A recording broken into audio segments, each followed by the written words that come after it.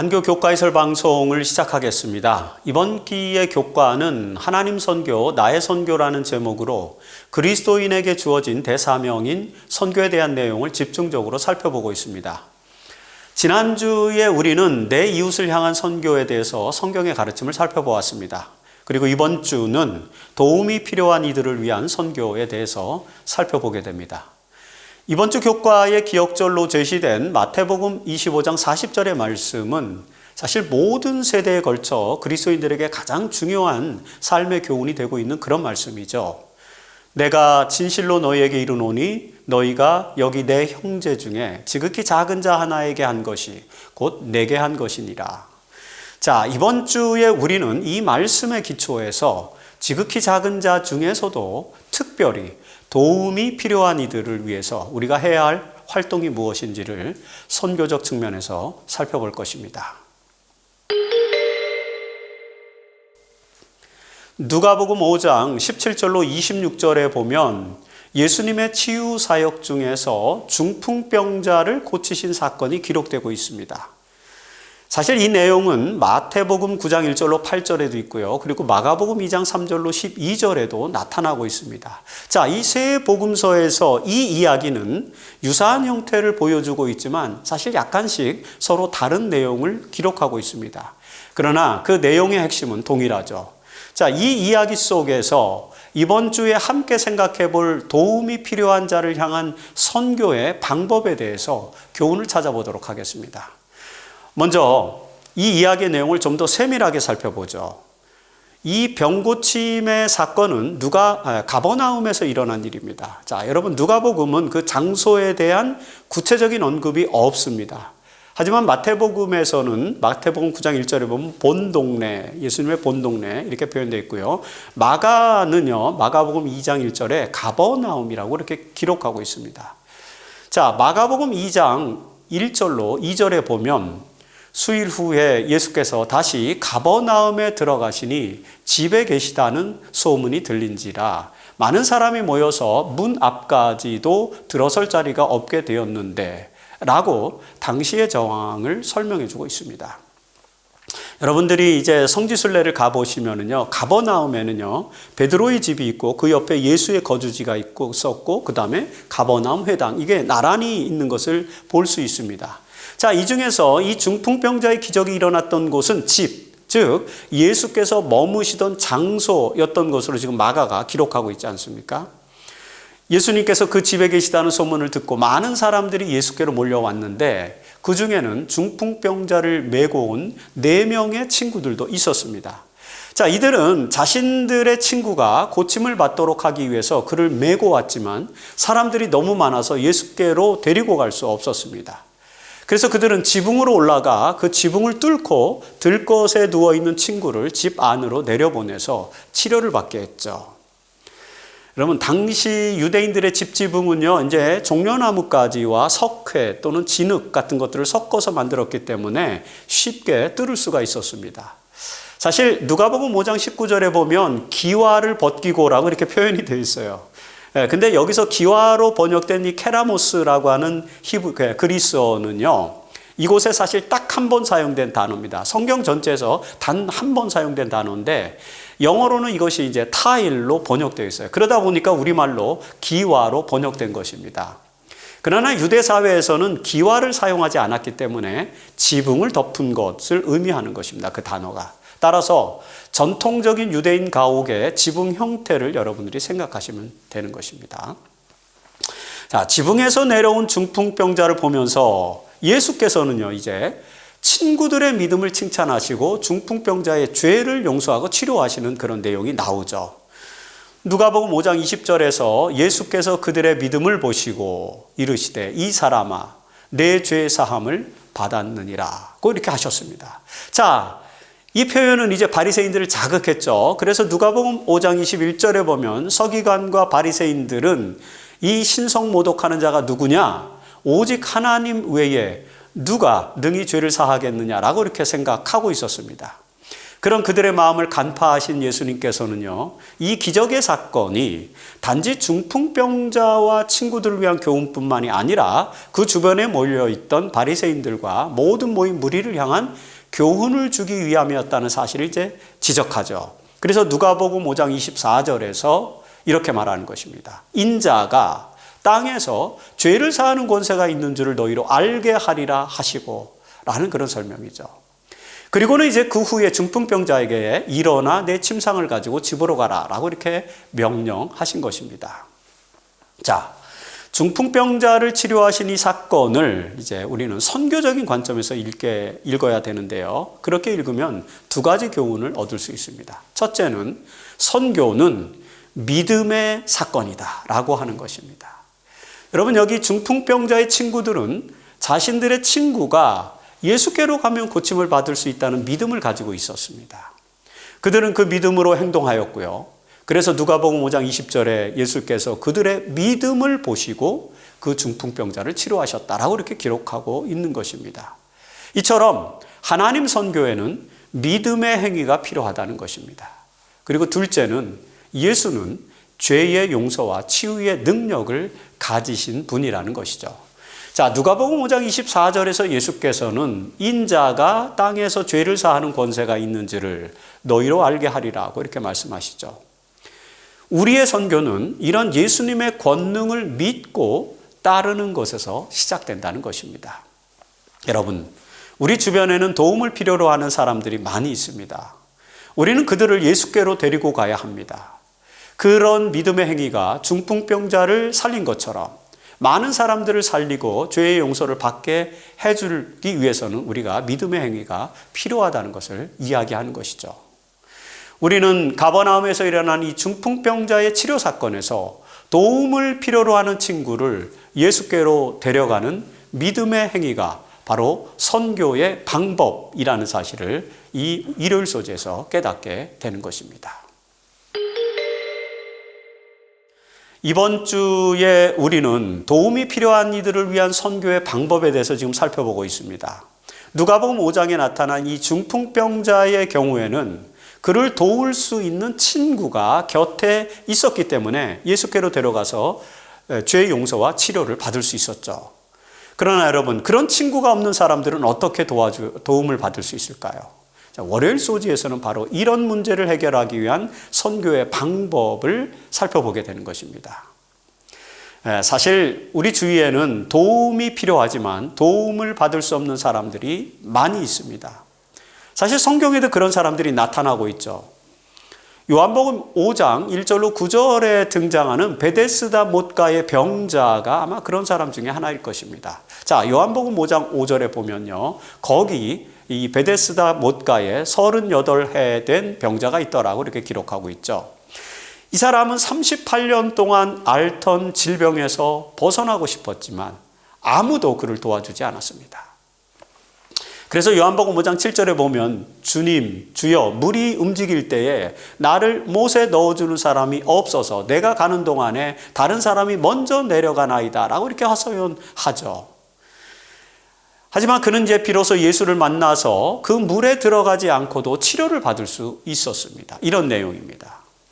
그리고 마가복음 1장 23절로 28절에도 도움을 받지 못했던 한 사람의 이야기가 등장합니다. 자, 마가복음 1장 23절에 보면요, 마침 그들의 회당에 더러운 귀신 들린 사람이 있어 소리질러 이르되라는 그런 내용이 등장하죠. 자, 이 사람도 그 귀신으로부터 벗어나고 싶었지만 아무도 그를 도와주는 사람이 없었습니다. 그러다가 그는 예수를 만났고 그리고 그 정신적 고통으로부터 벗어날 수 있게 되었다는 것입니다. 자, 이런 이야기들을 통해서 우리는 우리 주변에 도움이 필요하지만 도움을 받지 못하는 사람들이 많이 있다는 사실을 깨닫게 되는 것입니다. 그렇다면 그리스도인들은 선교적인 측면에서 그런 사람들에게 어떻게 해야 할까요? 여러분, 이번 기의 안교교과의 저자, 이번 주 안교교과의 저자는 오직 그리스도의 방법으로 그들을 구원하는 선교의 사역에 참여해야 한다고 강조하면서 그 그리스도의 방법을 5가지로 제시해주고 있습니다. 자, 살펴볼까요? 첫째는 도움이 필요한 사람들과 어울리고 그들의 필요를 파악하라는 것입니다. 우리는 주변에 도움이 필요한 자가 누구인지를 사실 적극적으로 찾아 나서야 한다는 사실을 설명하는 것이죠. 그리고 둘째는요, 그들에게 이제 동정심을 나타내라는 것입니다. 그들에게 다가가서 대화를 통해서 그들의 고통을 나누어야 한다라고 하는 그런 말씀인 것입니다. 셋째는 그들의 필요를 채워줄 수 있는 방법을 적극적으로 찾아서 돕고 그들을 위해서 또 기도해야 한다는 것입니다. 그리고 넷째는 그들에게 신뢰를 얻어야 한다는 것이죠. 자, 진심으로 그들에게 다가가서 그들의 필요를 위해 함께 고민하고 노력할 때 그들은 우리를 신뢰하게 될 것입니다. 그리고 다섯째는 그들을 그리스도께로 인도하라는 것입니다. 복음서에 나타난 예수님의 기적사건에서 우리가 확인할 수 있는 그리스도의 방법은 바로 이런 5가지의 방법들이라는 것이죠. 이것이 안교교과의 저자가 우리에게 알려주는 그런 내용입니다. 실제로 엘렌 화이트는 치료봉사 143페이지에서 바로 이런 그리스도의 방법을 우리가 따라야 한다고 구체적으로 권면을 하고 있죠. 그 내용은 이런 것입니다. 오직 그리스도의 방법을 사용함으로써만 사람들을 접촉할 때 참 성공을 거둘 것이다. 자, 그리스도의 방법을 사용해야 된다는 거죠. 구주께서는 사람들의 유익을 소원하는 분으로서 그들과 섞이셨다. 먼저 섞였다는 것입니다. 그분께서는 그들에 대한 당신의 동정심을 보여주시고 그들의 필요를 따라 봉사하시고 그리고 그들의 신임을 얻으셨다. 그 후에 그분께서는 나를 따라오라고 그들에게 명령하셨다. 자, 여기서 5가지 방법이 나오는 것입니다. 이 말씀은 위에서 설명한 그리스도의 5가지 방법을 잘 요약해주고 있는 그런 말씀이라고 우리는 볼 수 있습니다. 그렇다면 지금 우리는 제일 먼저 무엇을 해야 할까요? 사실 무엇보다도 우리가 해야 될 첫 번째 그 중요한 사실은 첫째 단계에 집중해야 한다는 것입니다. 이 내용은 이제 목요일 소재에서 좀 더 구체적으로 언급하게 될 것입니다.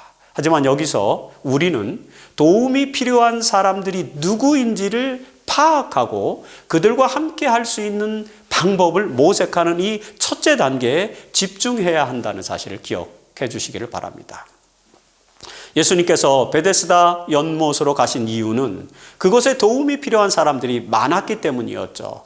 요한복음 5장 3절과 5절에 보면 이렇게 기록하고 있습니다. 그 안에 많은 병자, 맹인, 다리 저는 사람, 혈기 마른 사람들이 누워 물의 움직임을 기다리니 그리고 5절에 거기 38해 된 병자도 있더라. 이렇게 기록된 것 아닙니까?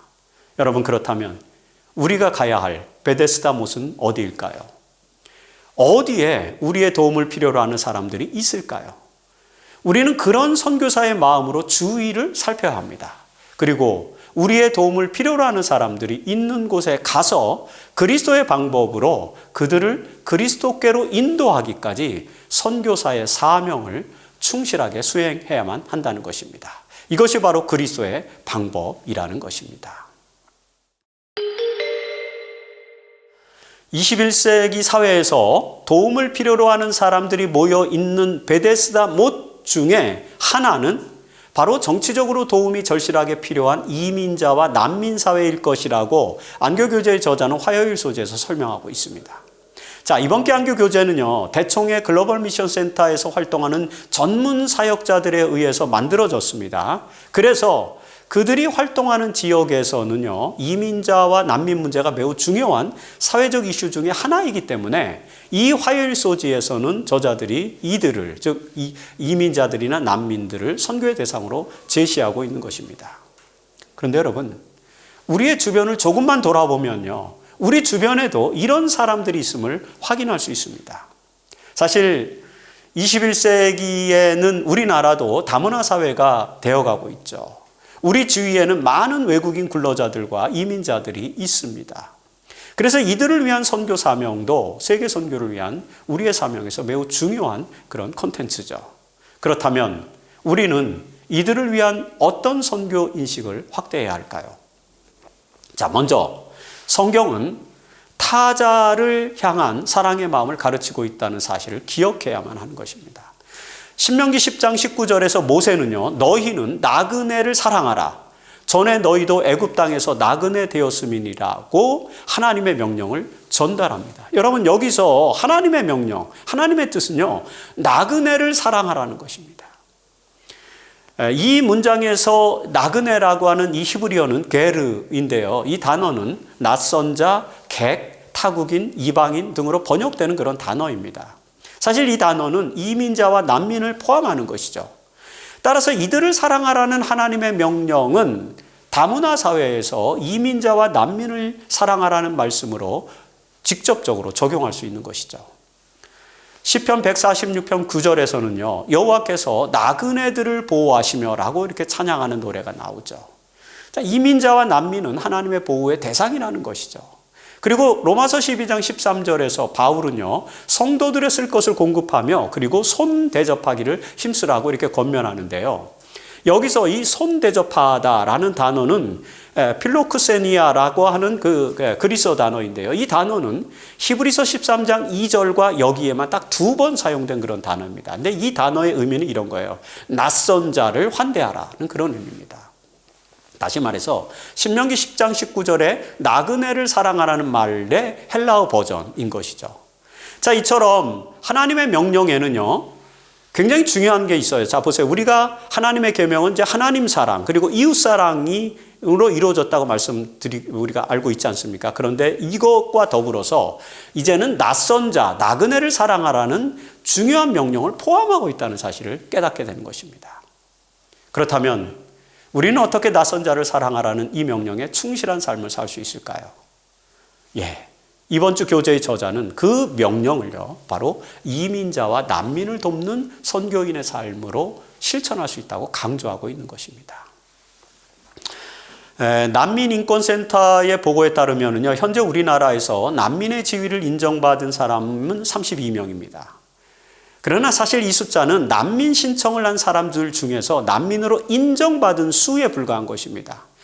사실 우리나라의 난민 인정률은 1%에 불과합니다. EU의 평균이 35%거든요.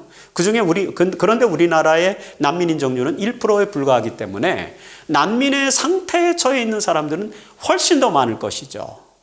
이런 점을 고려할 때 한국재림교회는 이제 난민의 인권에 대한 문제에 좀 더 전문적으로 대처할 필요가 있다고 보여집니다.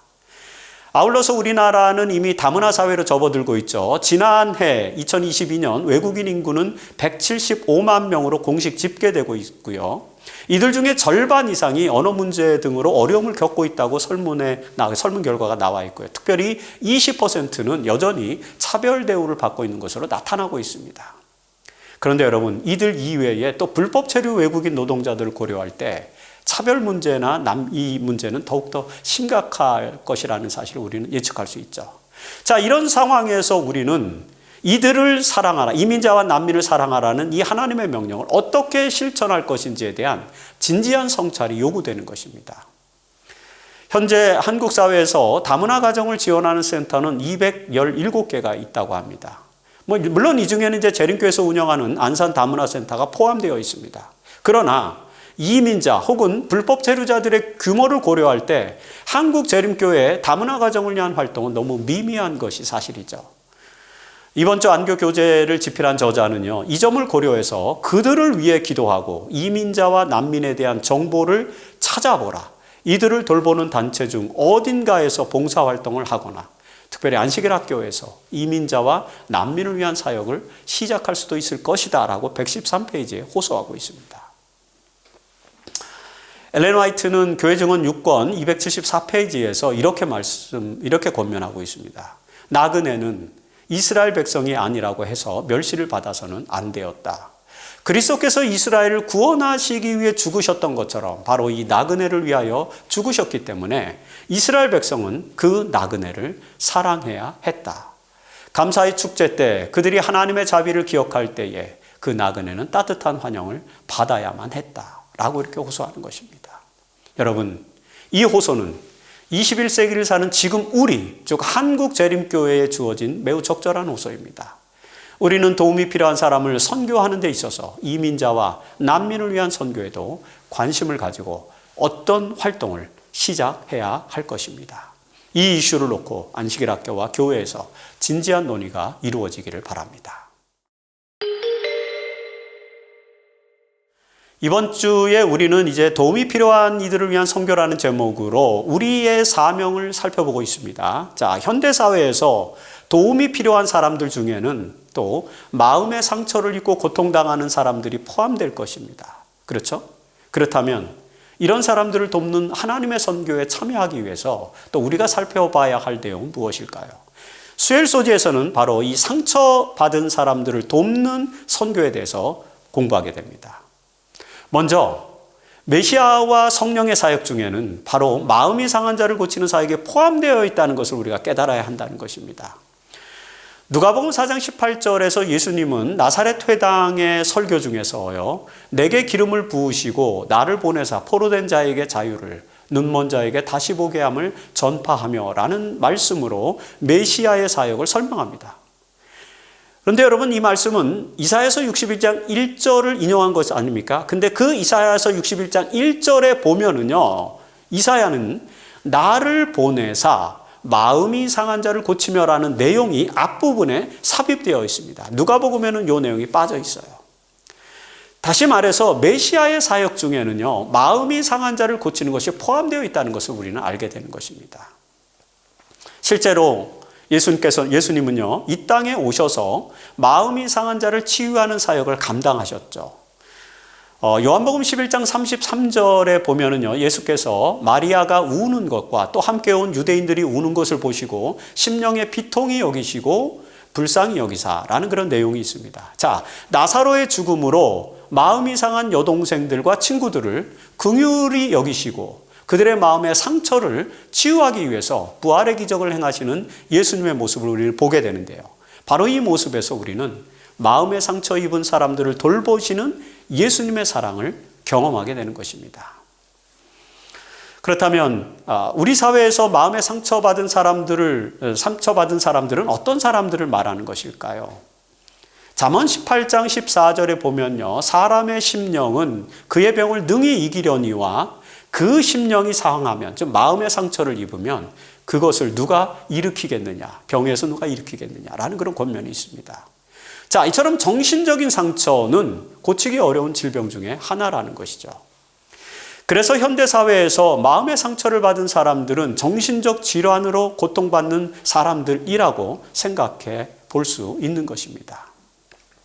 일반적으로 정신질환은 사회적 그리고 정신적으로 적응을 못해서 발생하는 일종의 스트레스, 공황장애, 대인공포증, 우울증, 조울증, 정신분열, 불안증 이런 것들을 포괄하는 질환이죠. 자, 이런 정신질환을 앓게 되면 망상이라든지 환각, 언어혼란, 무언증, 과대망상, 기능장애 같은 그런 증상을 겪게 됩니다. 최근에 한국 사회에서 정신질환 유병률은 1년 유병률이 11.9%이고 평생 유병률은 25.4%로 나타나고 있는데요. 이 유병률은 각종 만성질환 유병률보다 높은 수치인 것을 우리는 알게 됩니다. 따라서 우리 사회에서 마음에 상처받은 사람들이 점점 더 많아지고 있다는 것을 우리는 알고 있죠. 그리스도인들은 이런 사람들을 돕기 위해서 적극적으로 활동해야만 한다는 것입니다. 그렇다면 마음의 상처를 입은 사람들을 돕기 위해서 우리는 어떻게 해야 할까요? 네, 여러분, 먼저 예수님처럼 성령을 받아야 합니다. 자, 이사야서 61장 1절을 다시 보면은요, 주 여호와의 영 성령이 내게 내리셨으니 이는 여호와께서 내게 기름을 부으사 가난한 자에게 아름다운 소식을 전하게 하려 하심이라고 기록합니다. 자, 예수님처럼 우리도 상처받은 자를 돕기 위해서는요, 성령의 능력을 받아야 합니다. 성령의 능력으로 경건한 삶을 사는 사람들은 야고보가 설명한 것처럼 지난주에 우리가 읽은 말씀인데요, 상처받은 사람들을 기꺼이 도울 것입니다. 그것이 야고보서 1장 27절이죠. 여기에 보면 야고보는 깨끗하고 흠이 없는 경건이란 고난을 겪고 있는 고아들과 과부들을 돌보아 주라고 이렇게 설명하고 있습니다. 자, 이 가르침은 경건한 사람들은 상처받은 사람들을 돌보아주는 종교적인 삶을 살아야 한다는 것을 해석할 수 있죠. 하나님께서 그리스도인들에게 요구하시는 경건한 삶이란 바로 이런 것입니다. 그래서 엘렌 화이트는 교회 증언 1권 190페이지에서 이렇게 권면을 하고 있습니다. 나는 이것이 고통 중에 있는 그들을 위로의 말로 단순히 동정할 뿐만 아니라 필요하다면 우리의 물질로 그들을 도와주어야 하는 것임을 보았다라고 이렇게 권면하는 것입니다. 그렇습니다, 여러분.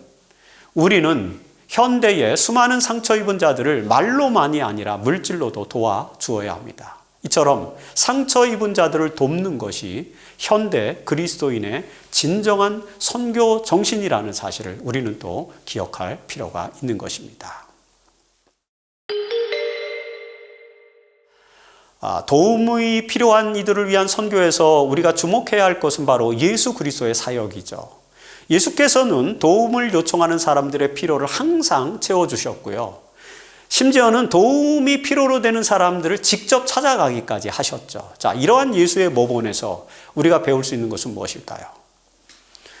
누가복음 7장 11절로 17절에 보면은요, 나인성의 과부의 아들을 살리시는 장면이 등장하죠. 자, 누가복음 7장 11절로 11절에 보면 예수께서 나인이란 성으로 가실새 사람들이 한 죽은 자를 메고 나오니 이는 한 어머니의 독자요 그의 어머니는 과부라, 이렇게 기록되어 있습니다. 자, 예수님은 이 상처 입은 여인을 보시고 불쌍히 여기사 울지 말라 하시고 가까이 가서 다가가서 그 관에 손을 대시니 죽었던 자가 일어나 앉고 말도 하였다라고 이렇게 13절로 15절에 기록하고 있습니다.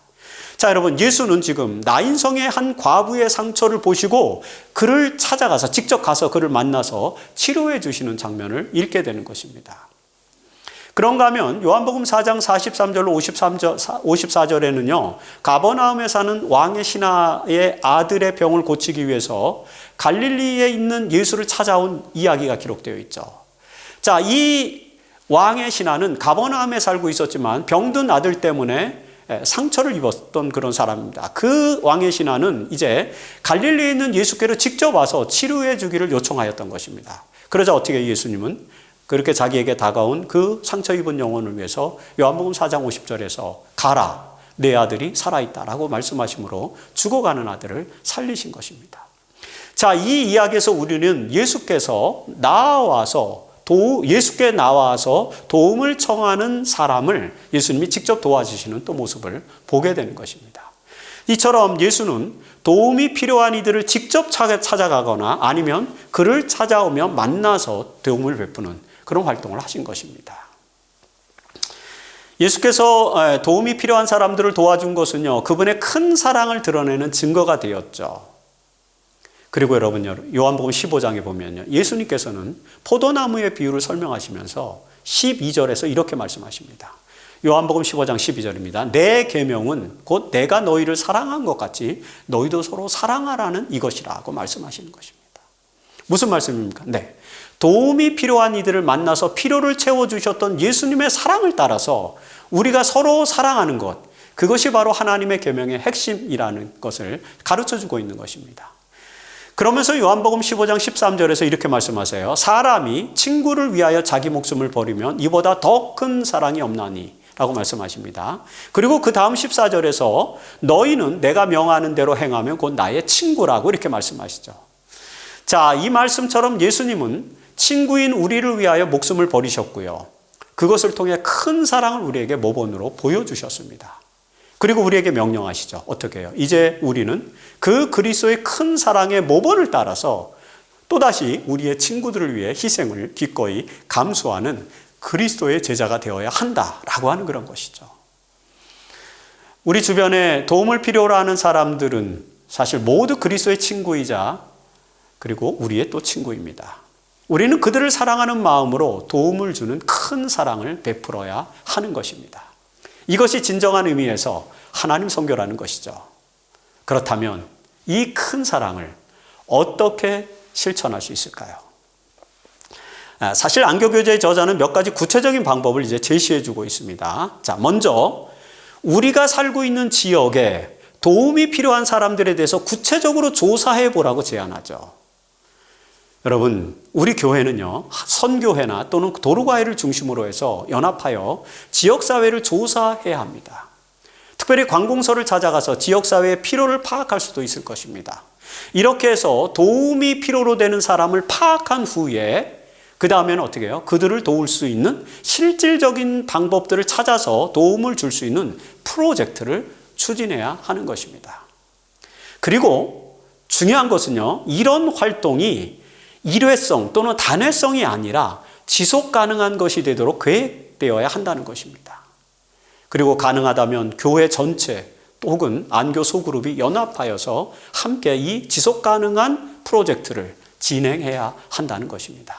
이런 방식으로 도움이 필요한 이들을 돕는 것이 가장 구체적인 하나님 선교라는 사실을 우리는 이번 교과에서 분명하게 인식할 필요가 있습니다. 시대소망 523페이지에서 엘렌 화이트는 이렇게 권면하죠. 남을 돕는 자는 하나님의 대리자가 된다는 것입니다. 자, 그 내용을 볼까요? 자, 그와 같이 오늘날도 하나님께서 사람에게 재물과 재능과 기회를 위탁하셔서 그들로 하여금 가난하고 고통당하는 자를 도와주는 일에 하나님의 대리자가 되게 하신다는 것이죠. 우리는 도움이 필요한 사람들을 돕는 일에 있어서 하나님의 대리자가 되고 그리고 구세주와 동역자가 된다고 화이트는 기록하고 있습니다. 이렇게 하나님의 대리자요 구주의 동역자가 될 때 우리는 영혼들을 그리스도께로 인도할 수 있다는 것이 바로 이번 주 교과의 핵심 내용이죠. 이것이 바로 하나님 선교이며 나의 선교가 된다는 것입니다.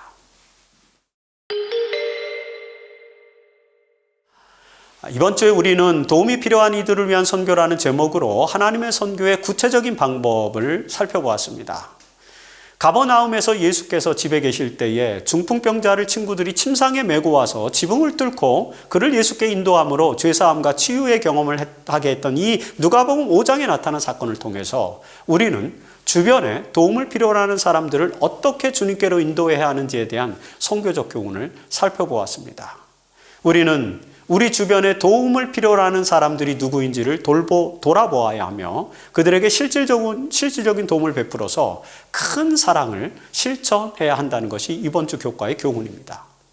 특별히 예수님은 도움이 필요한 사람들과 어울리고 그들에게 동정심을 나타내셨으며 그들의 필요를 채워주심으로 신뢰를 얻고 그들을 하나님께로 인도하였다는 것을 알게 되었죠. 자, 이런 예수님의 방법으로 우리는 우리 주변과 내지는 전 세계에 있는 도움을 필요로 하는 사람들에게 큰 사랑을 실천하는 그리스도인이 되어야 할 것입니다.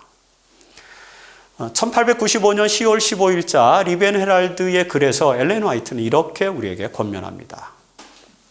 주님께서 가정 밖에 있는 사람들에게 선을 행하라고 명령하시는 것은 우리의 동정심의 범위를 넓히느라 가정에 대한 우리의 사랑을 감소시키거나 우리의 친척이나 가까운 사람들을 그보다 적게 사랑하라는 의미로 말씀하신 것이 아니다. 그보다 우리가 우리의 애정과 동정을 집안에만 가두어 두거나 하나님께서 주신 축복을 봉해 놓음으로써 그 축복을 다른 사람들이 함께 누리는 유익에서 소외되는 일이 없게 해야 한다. 이 권면에 있는 것처럼 우리는 우리의 가족과 친척과 그리고 가까운 사람들을 사랑해야 합니다. 그리고 그 사랑을 집이나 교회에만 가두어 두는 것이 아니라 다른 사람들이 함께 누릴 수 있도록 우리 지역사회로 나아가야 한다는 것이죠. 전 세계에 있는 우리의 친구를 향한 큰 사랑을 실천함으로써 그리스도의 사랑을 나눠주는 하나님의 대리자 또는 구주의 동역자가 우리는 되어야 할 것입니다. 이렇게 하여 도움이 필요한 이들을 위한 하나님의 선교를 실천할 때 하나님의 나라가 더 가까이 이르게 될 것입니다. 우리 모두 그 하나님 나라를 맞이하기 위해 도움이 필요한 사람들에게 더 큰 사랑을 베푸는 하나님의 선교를 감당하는 또 한 주를 살아가기를 바라면서 이번 주 교과 해설 방송을 마치겠습니다.